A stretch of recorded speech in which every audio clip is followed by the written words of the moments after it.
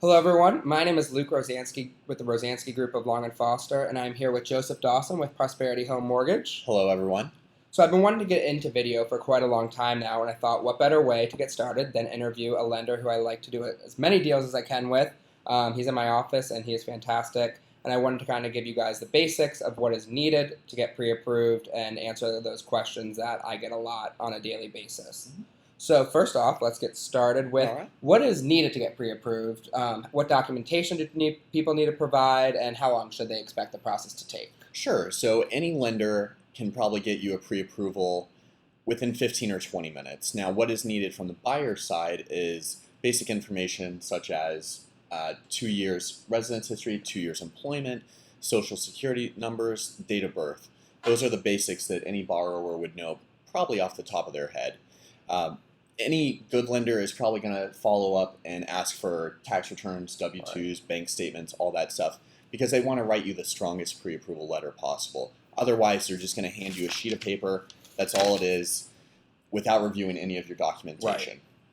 So how early should someone get pre-approved? Let's say they have 6 months left on their lease, they don't know any at all what they can afford, and they just want to kind of toy with the idea. What is the proper time frame to contact you? Yeah, so just like you said, a lot of people don't have any idea of what they can afford. Right.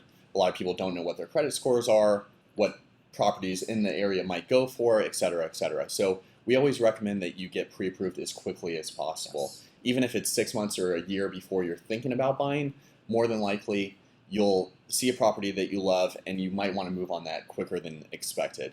Also, if it is a Sunday afternoon and you see a property that you really love, just as I mentioned, we can pre-approve you in 15 to 20 minutes. But if it's under the gun, we want to see all that documentation in advance rather than you missing out on the property that you really love on a Sunday afternoon. Yeah, I definitely like to get people pre-approved before we even start looking at properties. We can set up a home search maybe before, but I often find people have no conception of what they can afford. It either goes one of two ways. They think they can afford a lot more than they can, or sometimes they can actually afford more than they thought they could, and they can kind of get a bigger house or in a different area than they initially anticipated. Yeah, in worst case scenario, if people do plan on buying 6 months to a year later, at least they know where they stand and where to save up and where to, adjust their expectations for the future. Yeah, I think expectations is kind of the name of the game. It's all about us setting the clear expectations from the beginning, and we don't want you guys to be disappointed when you're looking for a house and realize that it's $200,000 over your budget.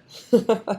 So what do you think is the biggest common misconception when it comes to either the pre-approval process or just mortgage process in general? Yeah, the biggest misconception I would say we come across is interest rates.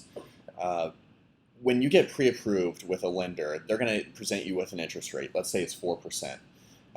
That's probably a little bit high for right now, but if you're not buying for 6 months, 3 months, 2 weeks from now, that interest rate can change. You're not locked in at that interest rate once you get pre-approved. A lot of people, even though we coach them and tell them this, they are surprised 6 months, a year later when they find out that interest rates went up. Hopefully that they go down, but given the current situation and where the rates are now, more than likely it's going to increase. So I would say the biggest misconception is interest rates staying exactly where they're at when you get pre-approved. They're going to fluctuate up and down with the market until you have a ratified contract.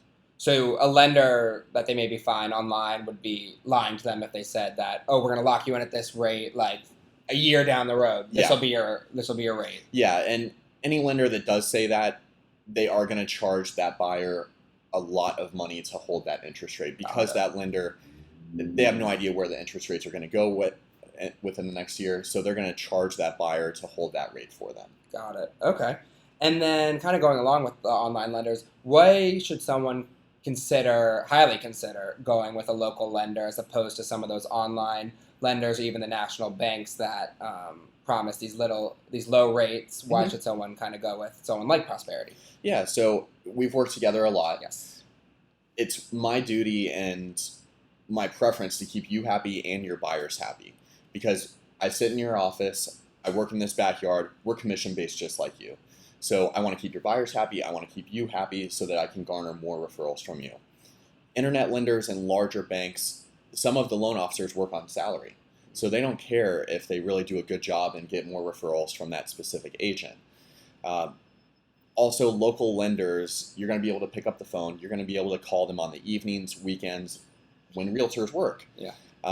Whereas we're a national bank or an internet lender that might work on a different time zone, that can create a major issue in communication throughout the process. Right. Yeah, as I said, he is downstairs in my office, so I can go bug him, hound him to make sure that you are well taken care of.